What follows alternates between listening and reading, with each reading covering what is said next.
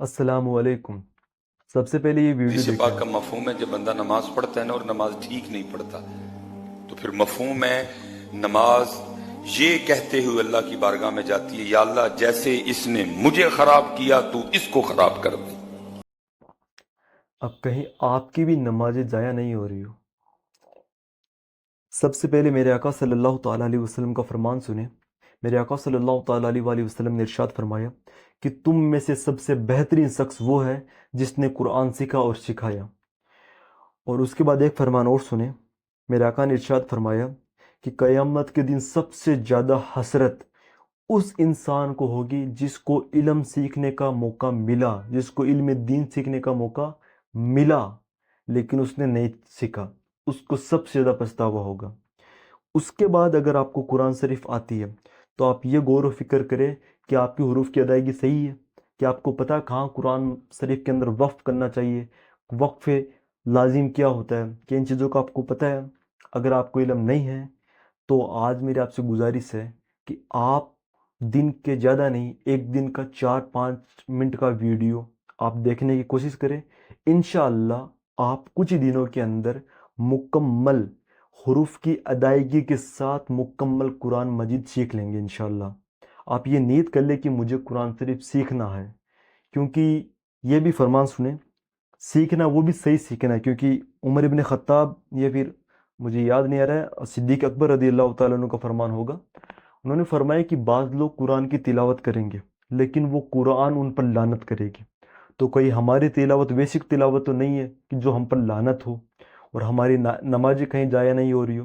تو اس لیے آپ کوشش کریں کہ 4 سے 5 منٹ ہر دن اس چینل پر آپ آئیں اور ایک ویڈیو دیکھیں۔ السلام علیکم۔ ہمارا جو پہلا چیپٹر ہے اس کا نام ہے حروف مفردات۔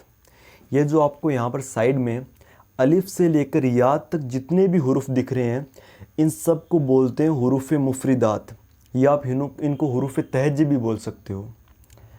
قرآن مجید کے اندر یہ ٹوٹل 29 حرف ہی ہے، ان کو بولتے ہیں حروف مفردات۔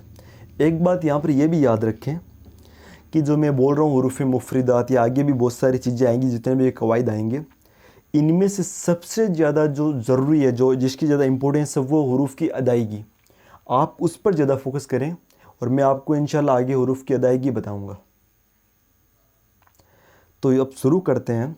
تو ٹوٹل یہ جو حروف ہیں ان کو بولتے ہیں حروف مفردات، اور اس کے بعد آپ کو جو یہاں پر بلیو آپ کو حرف دکھ رہے ہیں ان کو بولتے ہیں حروف مستعلیہ۔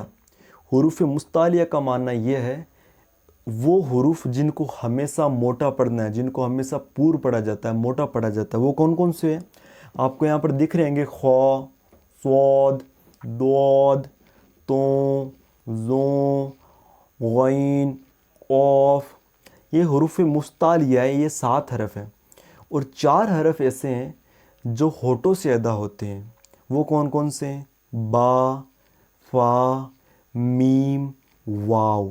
اگر آپ نے غور کیا تو چاروں حرفوں میں میرے ہونٹ مل رہے ہیں، ان حروف کو ہمیشہ ہونٹوں سے ادا کرتے ہیں۔ اور 3 حرف ایسے ہیں جن کو حروف صفیریہ بولتے ہیں، چھٹی والے حروف۔ وہ کون کون سے ہیں؟